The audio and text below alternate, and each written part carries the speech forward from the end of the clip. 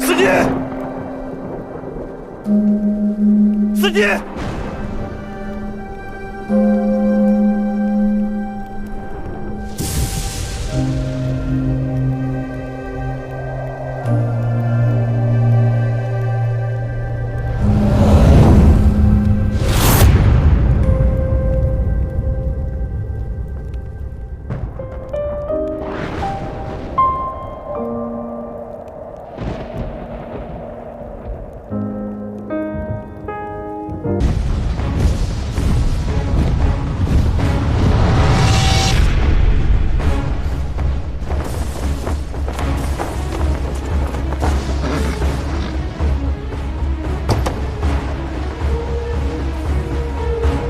！10万大军已到城下，该来的还是来了。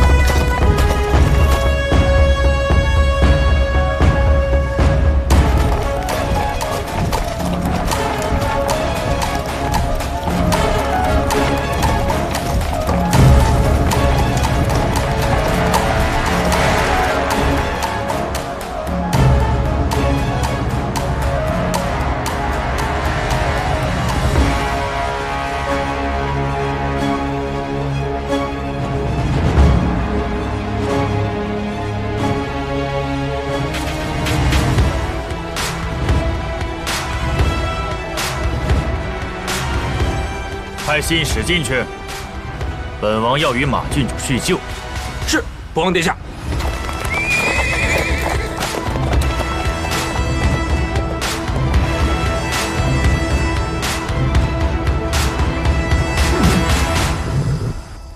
弓箭手随时待命。是，将军。世子，世子，袁某有急事相告。此事攸关此战。王世子，怎么回事？这里都是自己人，但说无妨。天佑我境，号称不败的博王，体内却藏有一个致命的弱点。哦，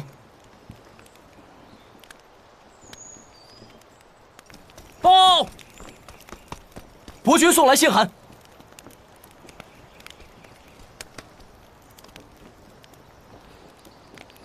博王检视着来信，他要皇女明日4时于城外相会，说此事关系到天下苍生。他还承诺皇女能够安全返回，但若皇女胆怯，不敢单刀赴会的话，那时辰一过，他便亲自率领大军前来攻城。他要战便战，凭什么让摘星单独冒险？我去。王世子，还请即刻转告博王使者。不行，摘星，你去，不就等于羊入虎口了？不入虎穴，焉得虎子？此刻他是以博君主帅的身份，堂堂正正邀我赴约，想来他是要攻心劝降，击溃我的战意，打的并非是暗算的主意。不行，万一那个博王根本就是背信弃义呢？我坚决不会答应，怎么可能让你单独冒险？那你答不答应？愿不愿意？纡尊降贵做我的守卫，与我一同前去会会博王。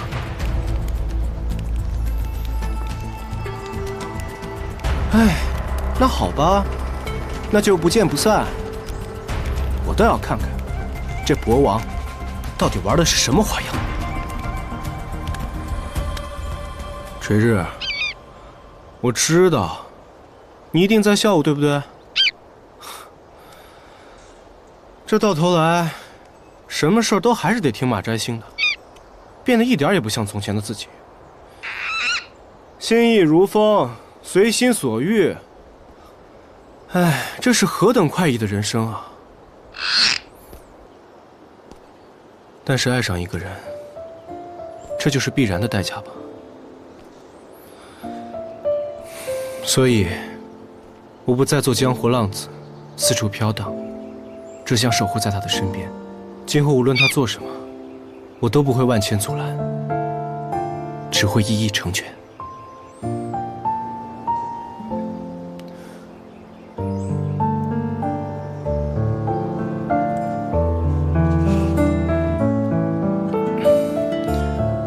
虽然眼下大战即将来袭，但是这风还是如此的和煦，让人心暖。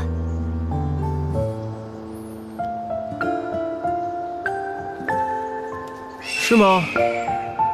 怎么我看这风挺风流不羁的？你瞧，把你的发梢都吹乱了。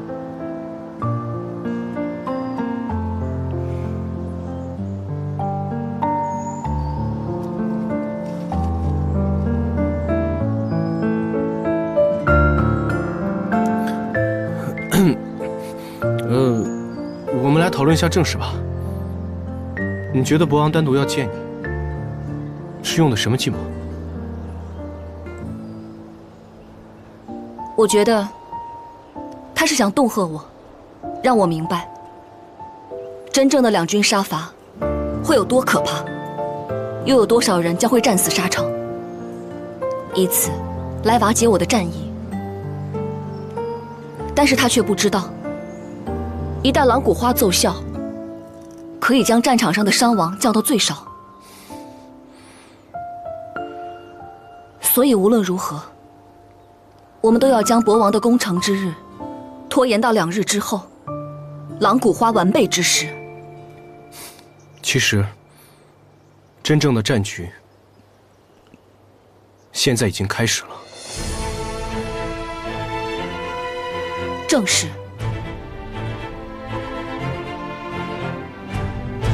季冲，帮我准备蝴蝶。蝴蝶？嗯，就当是我回报他的第一份大礼吧。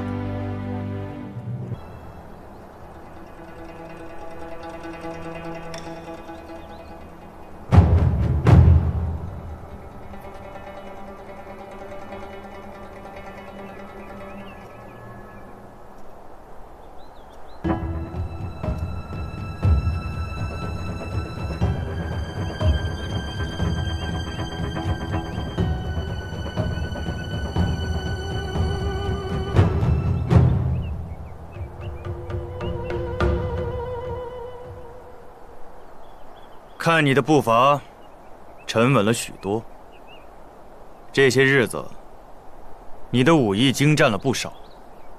再假以时日，或许勉强能成为本王的对手。哼，是吗？可是在我眼里，你却没什么长进，还是只会耍耍嘴皮子，虚张声势。难免会让人觉得有些无趣。区区匹夫之勇，却志得意满。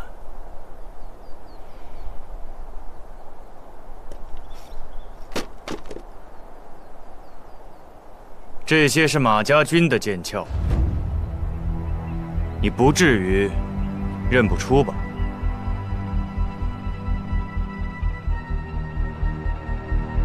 摘星稳住，别忘了咱们今天说好的，今天只是来看看博王，瞧瞧他能耍出什么样的猴戏罢了。本王只是好意提醒罢了，下次再派间谍来，请不要挑这些身手欠佳的。今早，本王亲手抓了几位马家军的将士。你不，拔剑受死吧！今日赴会，早言明不动干戈。本王可不想因此成为全天下人的笑柄。再说，倘若真的拔剑，躺下的必然是你。马将军，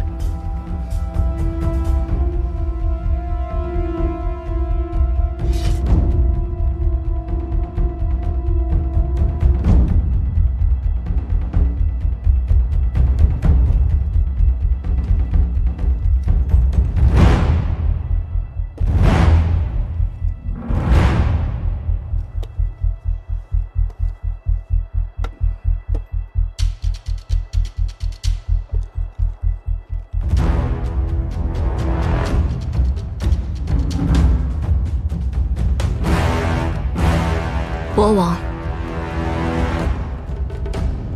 我一定会想办法把他们救出来的。这些将士之所以被俘，全都是拜你所赐。你向来冷酷，还害了摘星全家。你是什么时候变得如此多愁善感？你此番言论，简直就是猫哭耗子。摘星，你根本不用跟他废话，还说什么今天为两国苍生而来？我看，你根本就是想动摇他的决心吧。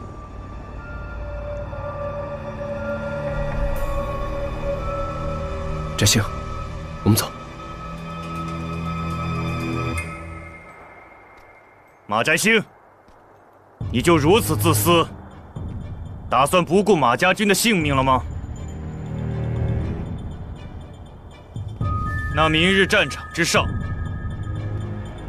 本王就亲自下令，禁军、王戎等等都可以放过，唯有诛杀马家军为国军第一要务。你直说吧，如此煞费苦心的针对我，到底是为什么？很简单，称臣、献城。本王可以允诺，从此楚河汉界，秋毫无犯。真是痴人说梦啊！竟然妄想不战而胜。本王的条件只到今日午时，午时一到，片甲不留。本王的伯君，就算同归于尽，也不会放过你任何一个马家军的将士，包括他，马爷寒，还有你最在乎的马竞。你知道，本王说到做到。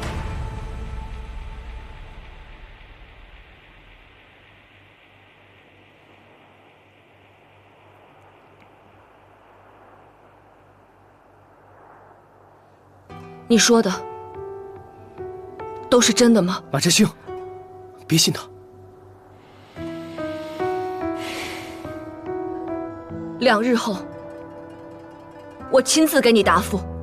还要2日。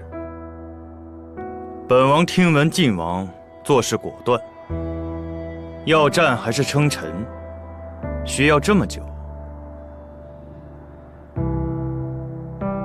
难道晋王根本不在城中？国王。 你少在这一派胡言！我们郡主说了，最近正值蝴蝶破茧成蝶的时候，两军交战一定会毁了树林，打扰了这些蝴蝶，所以他下令，若近日能避战，则一律免战。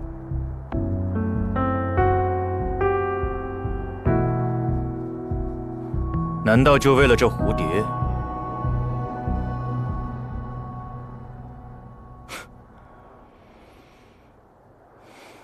本王倒忘了，以前在狼兽山上，你最爱观风听蝶。堂堂一个皇女，却如此念旧。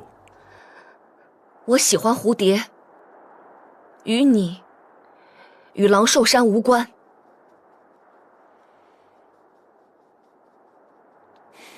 好，且看在蝴蝶的份上，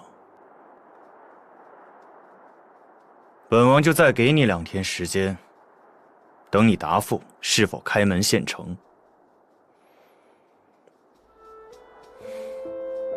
毕竟这蝴蝶也曾是本王心爱之物，本王没有一日能不去追忆狼兽山的过往。只要一闭上双眼，就能清晰地看见狼兽山上的一草一木。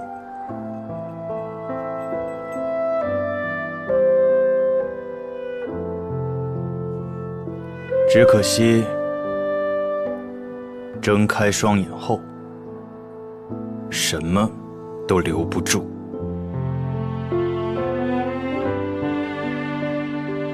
你说是吧，马摘星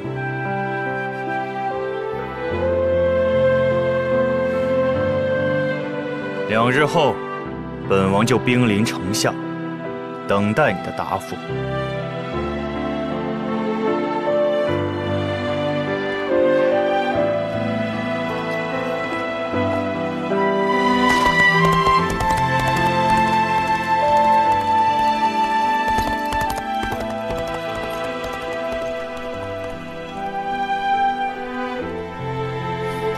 可以啊，马将军，演得跟真的一样，真是不枉费咱们昨夜反复练习。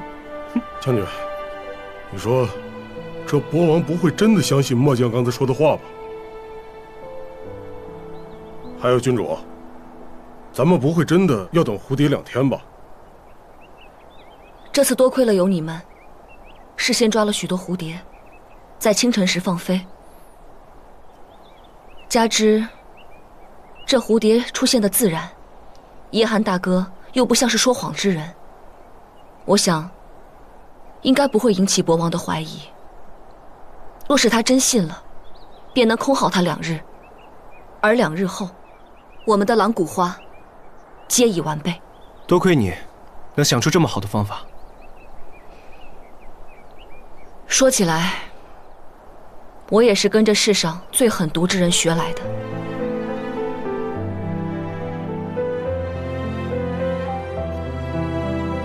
他曾教过我，切记，2军交战，你死我活。你要够狡诈，懂得诱敌。这一次，我马摘星绝对不会再心软。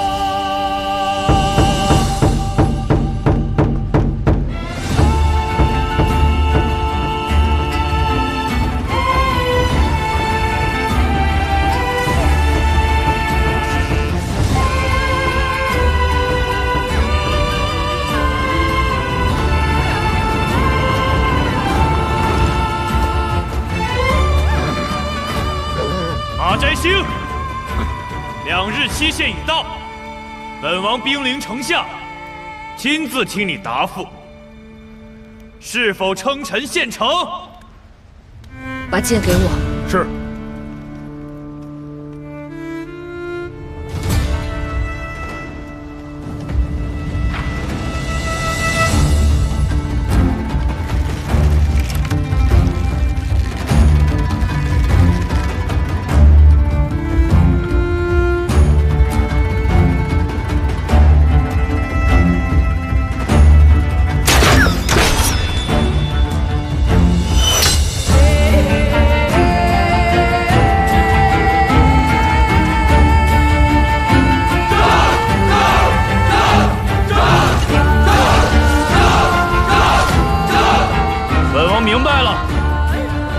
这就是你的答复。郡主的这一箭回得漂亮。今日定取他性命。主子，是时候发信号给城里的内应了。什么时辰了？卯时将过。卯时将过，便是辰时。四弟此刻应该正在服药。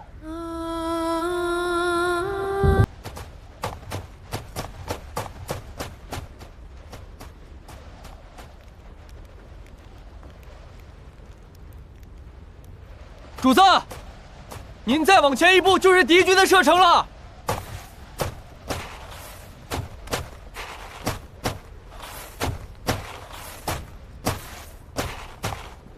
仅他一人上前，他们在故弄什么玄虚？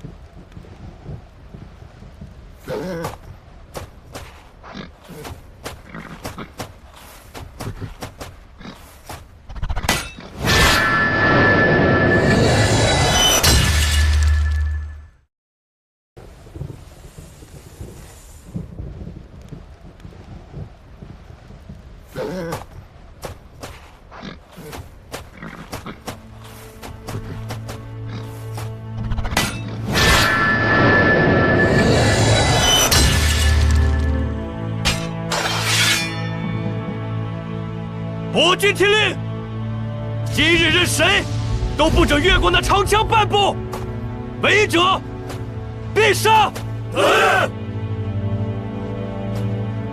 弓箭手准备，用狼骨花箭对准博王。是。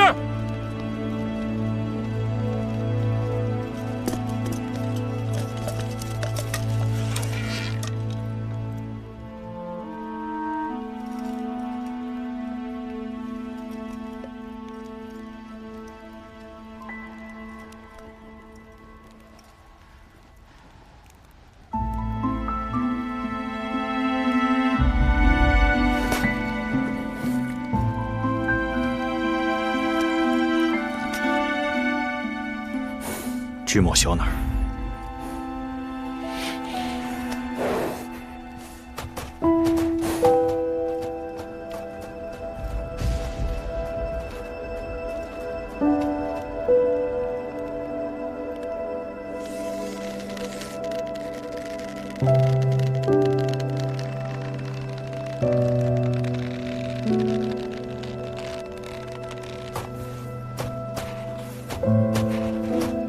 主子，您别再往前了，您一个人到底想做什么呀？驾！文衍，你怎么现在才来？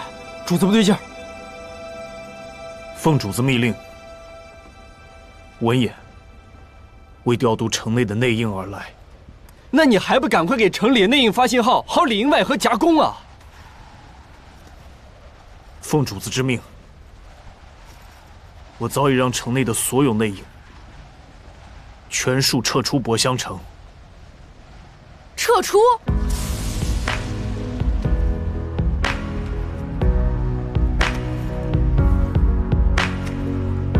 朕的10万大军弃势而西，他到底想干什么？我大哥的死捆绑住了三哥一辈子，我三哥这一辈子都觉得他欠大哥，所以才用博王的身份暗中阻止你作恶，好让百姓能不受你的迫害。那日我趁三哥来看我，私下无人之际告诉他你在太庙所说的一切。三哥终于知道大哥是你亲手所杀，大哥的死跟他毫无关系，谁也不见之后，我三哥才不受制于你，终于有能力去做他想做的事。不能痛，我要做最坚强的石头，不会梦，不会梦，我天生没血没肉。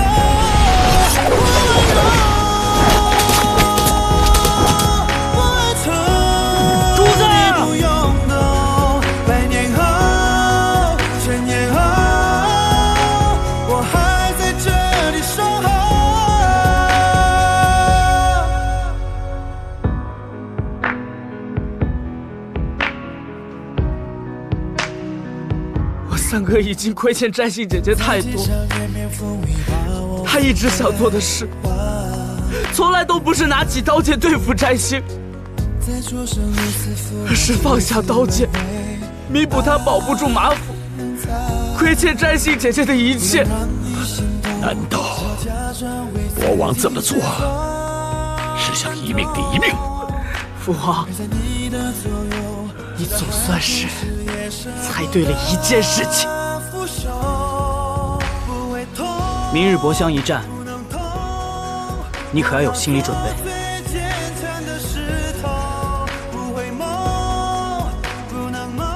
三哥，你可以让文衍故意放走敌国密探，让摘星姐姐知道，这狼骨花会对你造成很大的伤害。三哥，你为何这么傻？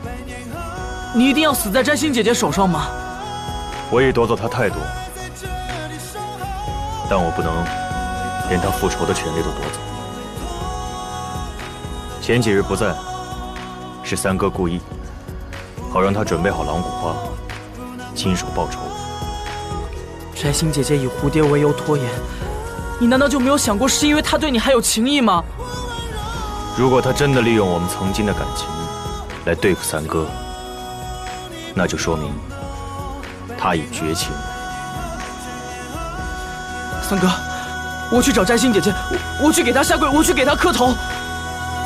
就算你我一同下跪磕头，她对复仇又岂会有丝毫淡忘？三哥最后能做的，就是让摘星相信，他报了血仇，手刃了杀父仇人，好让他从此离开这个冤冤相报的血漩涡。但是，从今往后，在摘星姐姐心里，你就是一个十恶不赦的大坏人了。我欠她太多了，注定以死相还。既然要还，又何必让她知道真相？三哥已交代文衍，明日三哥失了心神，死在敌军的箭雨之下，就由文衍拿出帅令，号令大军退回营寨。今后伯君就交由你担待着。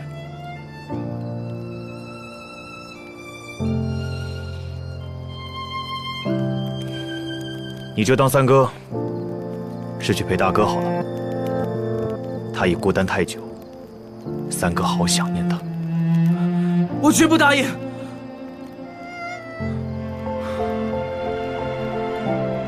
有真啊，你还记得当年大哥为何愿意牺牲自己的性命吗？大哥，他是为了让我能活着。我选择以命相还，也是希望摘星能好好活着。若三哥不死，灭他满门的仇人活着，这对摘星来说，日日都是折磨。所以是时候还摘星自由了。三哥这辈子选不了如何活着，最终活得也不像人，始终身不由己。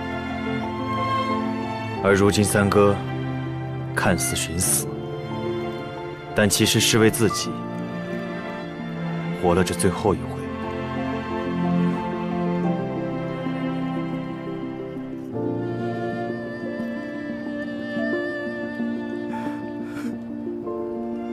三哥这一回为自己而活。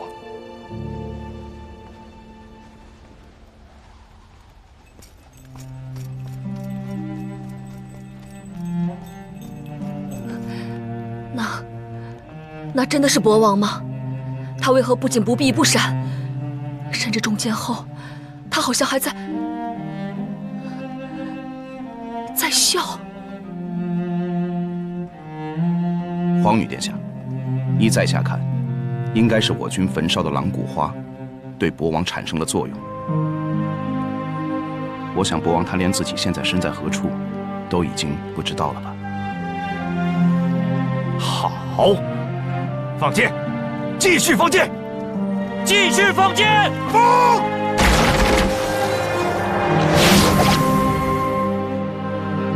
心儿，我终于还你了。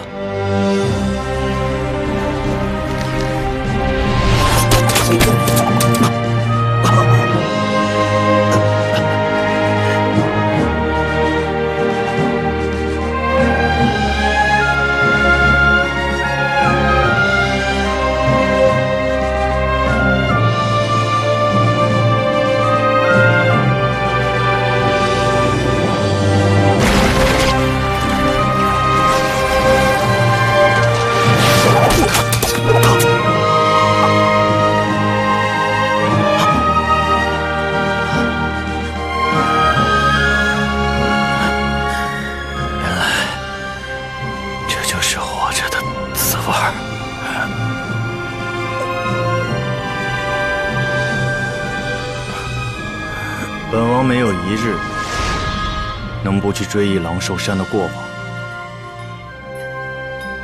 只可惜睁开双眼后，什么都留不住。今日甘愿以死偿还。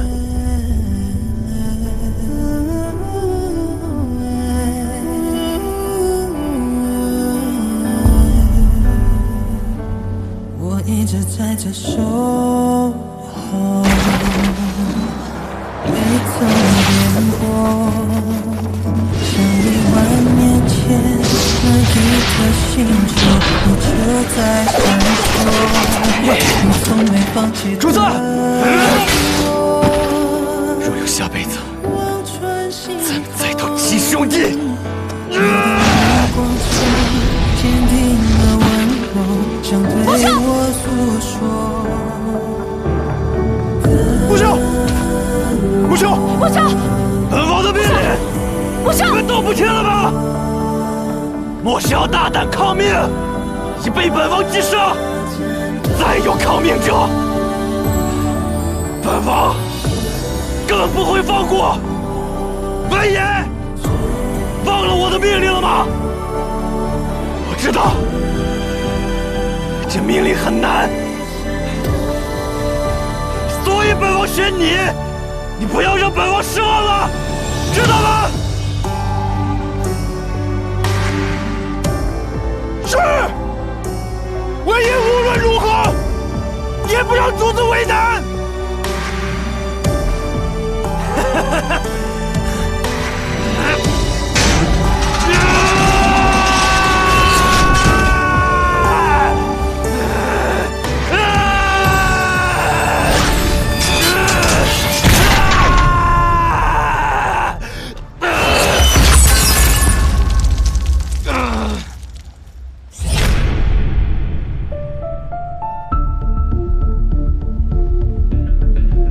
那人到底是否真的是博王？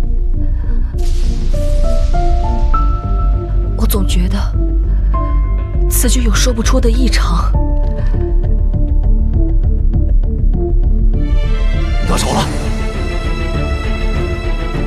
再放！不是，快救主子！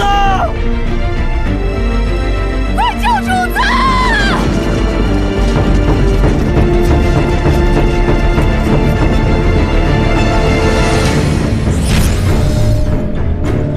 准备！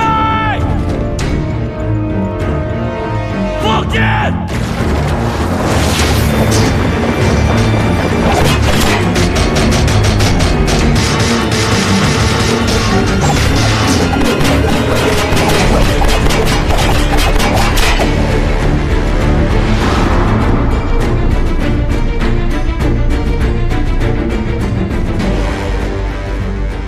王九号，机不可失，狼骨花显然已经奏效，国王心神已失。他奶奶的！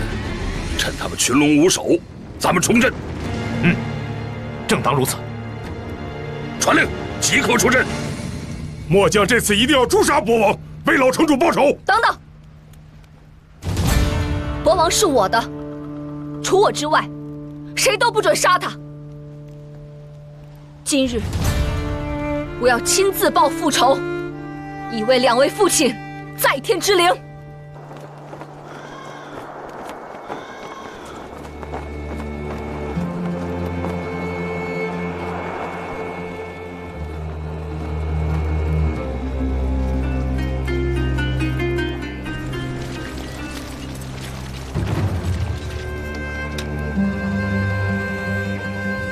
陛下有令，启程博乡，与伯君会合。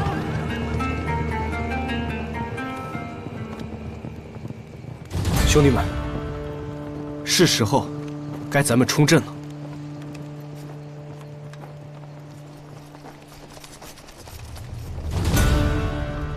发信号。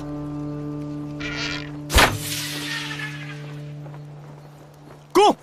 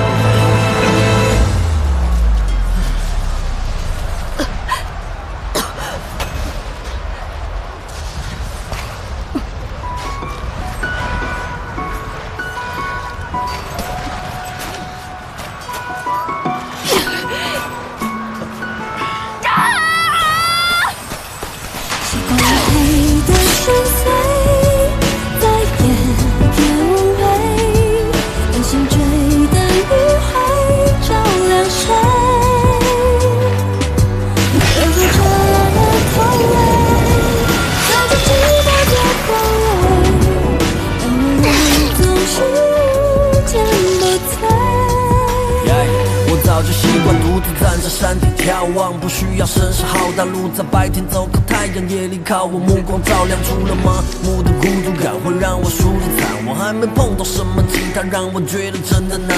就算逆着风，目光坚定，气势汹，我告诉自己，凭着感觉一直冲，就是在创造历史，征翻高山，走峭壁，我独自惊天动地，没个目的，没顾忌，会让我更加用力。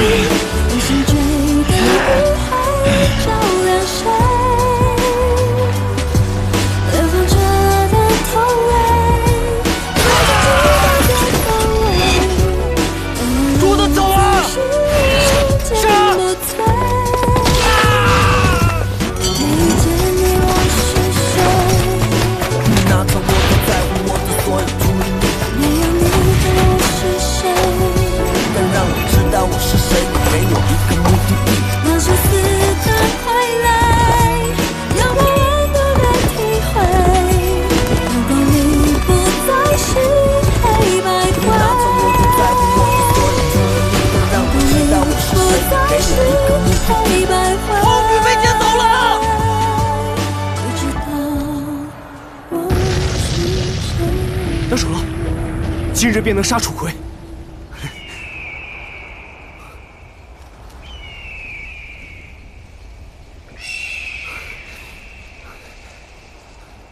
立刻回博乡，翟兴出事了。回博乡，世子，此时不生擒楚葵，更待何时啊？快走，保护陛下！快走！立刻分兵一半。克朗，你率兵务必抓到楚葵。若能生擒楚葵，说不定能解博乡之危。是，属下明白。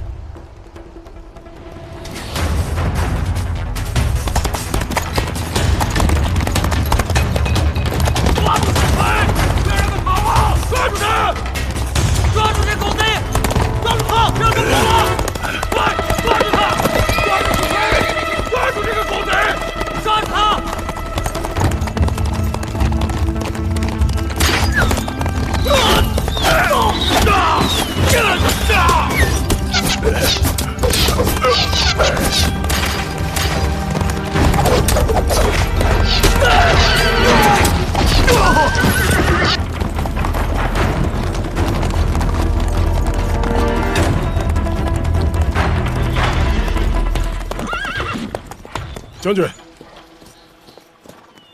翟兴呢？属下无能，郡主刚才险些遇难，现在已不知踪影。你把话说清楚。郡主应该是被博王救走的。是博王救走的翟兴？听上去像一派胡言，对不对？但如果刚才不是博王出手，郡主必死于博君乱箭之下。博王救走马翟兴，此事背后必有阴谋。那翟兴现在下落呢？博王救走郡主，当时我们两军群龙无首，只能各自撤兵。王世子还要继续追击，但是我们马家军上下定要以郡主安危为重，所以直接出来找人来了。这不碰到将军您了。我与你们同去，一起找翟兴。但是将军追击楚葵之事，边走边说，先找人要紧。他们往哪个方向走了？这。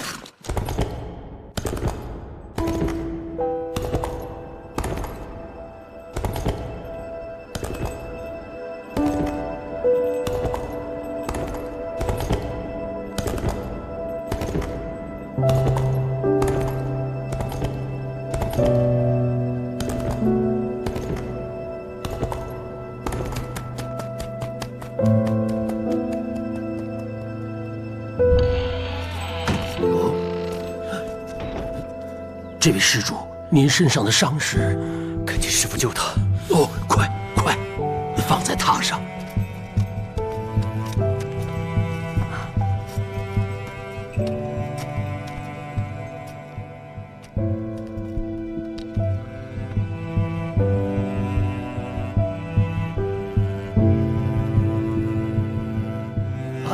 他的伤势很严重。看来是受了相当程度的重击。有劳师傅倾力相救，老衲也只能尽力而为了。但是老衲担心，施主您这么重的剑伤，如果再不处理的话，就算是他醒了，你也无福看见。为了他，请施主还是……我知道。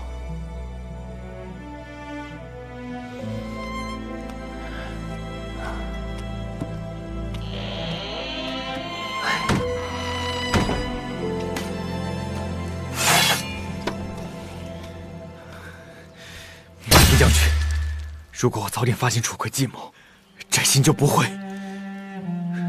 失去家人。事已至此，仅能以博相一战相还。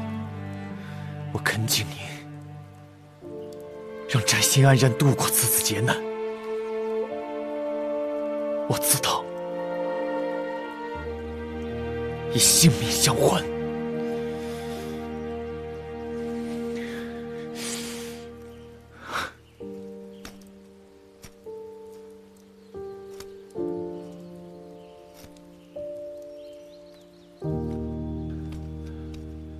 晋王，我看咱们应该乘胜追击才是啊！不，必须以救皇女为重。眼下，皇女尚在博王手中，博王是敌是友，尚且不明，我们不能冒险。倘若他们退至防线后，日后可就难攻了。将来有的是机会。本王不见到皇女的平安，绝不轻易出兵。巨瑶已带大队人马搜索皇女的下落了。是。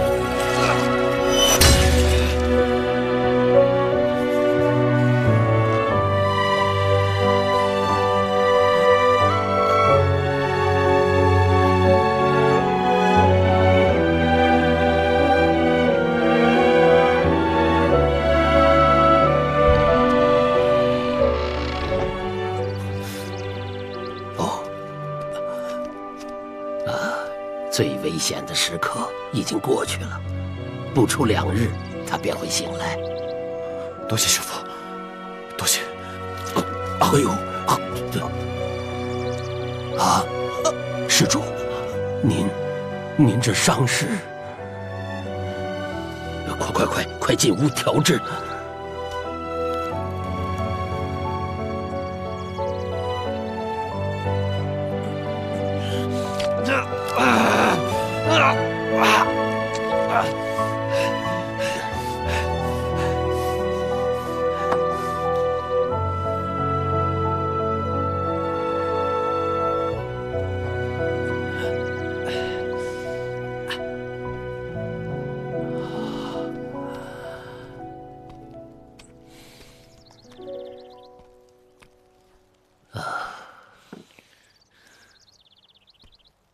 这汤药只能暂时减轻您的痛苦，无法完全根治啊。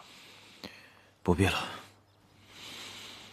昨日事态紧急，没能向师父道谢。老衲见过博王殿下和郡主。看来你知道我们是谁，但她也不是郡主，她是前朝的皇女。可施主待她仿佛不似皇女，而依旧是那个待嫁于您的郡主。师父何以知道的？老衲云游四海，为苍生祈福，暂歇于此罢了。原来如此，多谢师父。哎，不用谢，只希望施主能够好好养伤，别让老衲的草药浪费了。何出此言？博王本是阳之猛将，却挂心禁之皇女，这已不寻常。再者，您骁勇善战，即便守护皇女，也不可能让自己身受重伤，危及性命。可现在，这一身的血肉狼藉，想必施主是别有用心，或者是将自身性命弃如敝屣呀。看来什么都瞒不过师父。旁观者清，如此而已。也是。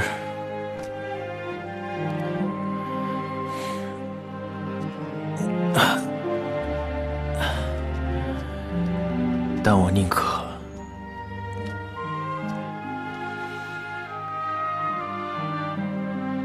只要他清楚，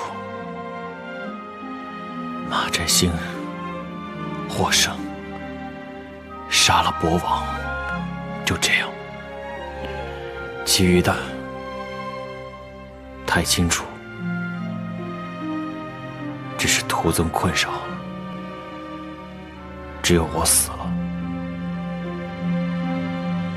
他才能无忧无虑。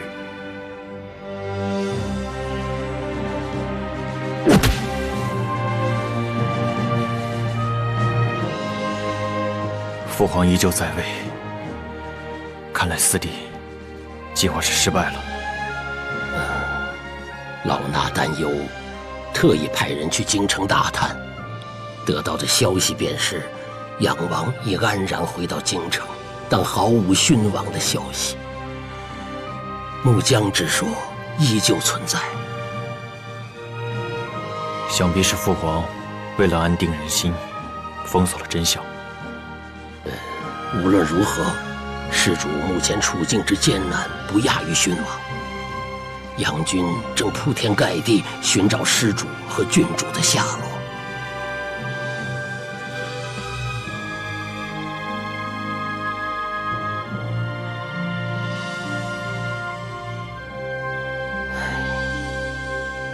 施主一心想了结性命，看来尘缘未了啊。师父，若要徒步至晋国境内，需要几日时间？约摸着应该5、6日，但若能绕过箕山，则只需2日。只是此山山路崎岖难行，危急四伏。但相对也不易有杨军埋伏，对吧？也许。怎么？莫非施主要过箕山？只要能把摘星平安送回晋国，不管多危险，本王都愿意承担。阿弥陀佛。师父，我还想再拜托您一件事。哦。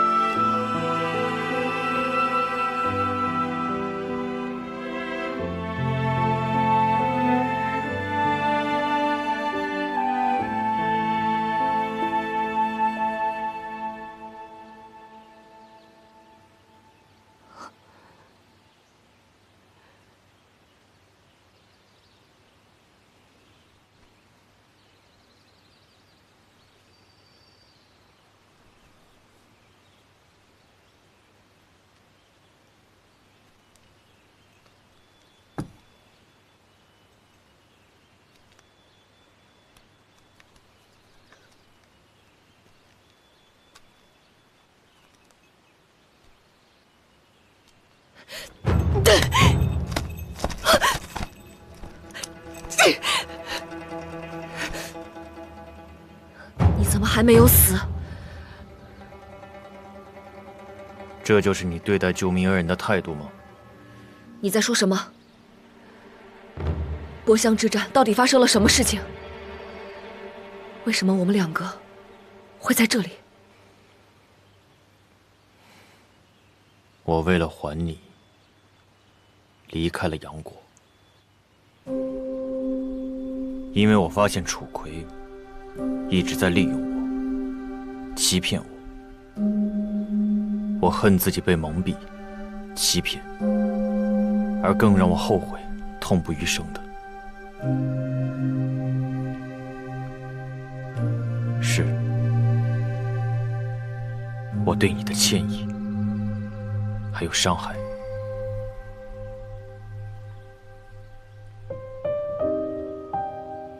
所以，博湘之战，我选择不战不降。我选择以命还你。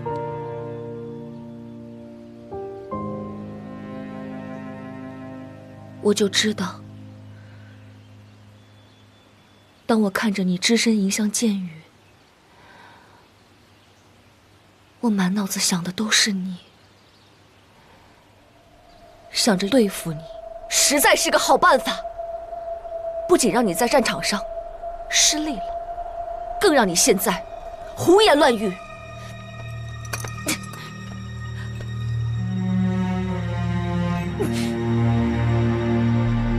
果然是骗不了你。没错，狼骨花的确是我的弱点，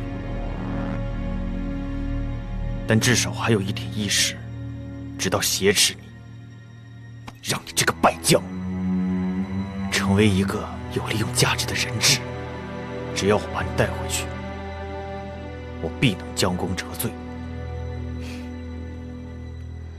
功业彪炳的博王，竟然沦落到要挟持我来赎罪。看来楚葵真的是输得很惨。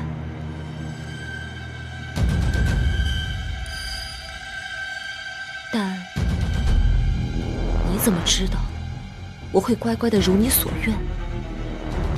我宁愿死，也不会让你称心如意。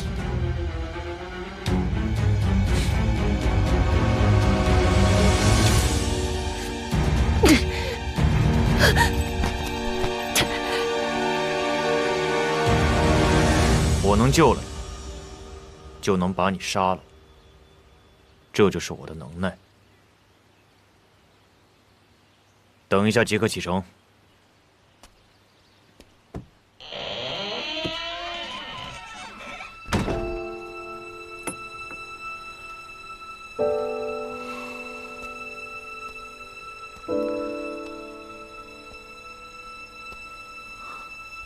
我不该让你对我抱有任何的牵挂，直到我回去以死换回有真的平安，你都应该继续视我为敌，心无动摇的前行。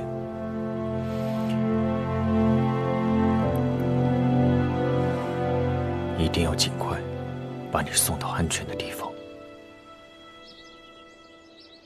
战琴，战琴！